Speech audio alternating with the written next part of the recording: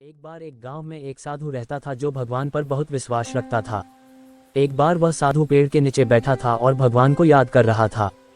तभी अचानक वहां बाढ़ आ गई, चारों तरफ पानी ही पानी हो गया।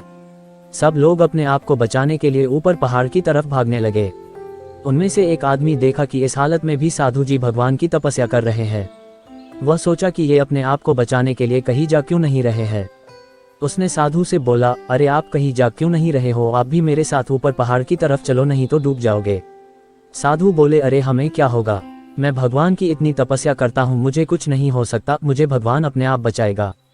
धीरे धीरे पानी साधु के कमर तक आ गया। अब लोग वहां से नाव लेकर निकलने लगे तो उनमें से एक ने साधु से कहा, अरे पानी आपके कमर तक आ गया है, आप हमारे साथ चलो। तो साधु ने कहा कि नहीं नहीं, भगवान मुझे अपने आप बचाएगा, और वह नाव वाला भी वहां से निकल गया।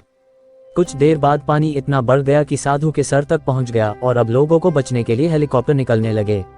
एक हेलीकॉप्टर साधु के पास आया जो कि आखिरी हेलीकॉप्टर था। साधु के पास नीचे रस्सी फेंकी और बोला, इसे पकड़ो और ऊपर आ जाओ, नहीं तो आप डूब जाओगे। यह आखिरी हेलीकॉप्टर है और आपके पास में दूसरा कोई रास्ता नहीं है बचने के लिए। साधु ने कहा, ये रस्सी वापस ऊपर खींच लो और आप चले जाओ, मुझे भगवान के ऊपर पूरा भरोसा है, वह मुझे बचा लेगा।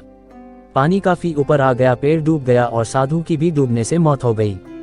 मरने के बाद साधु भगवान के पास गया और बोला, हे भगवान, मैंने पूरी जिंदगी आपकी तपस्या की, मैंने सारा जीवन आपकी आराधना करने में लगा दिया, इतने भरोसे के साथ इंतजार किया कि तुम मुझे बचाने आओगे, लेकिन वहां मेरी डूबकर मौत हो गई और तुम नहीं आए, ऐसा क्यों?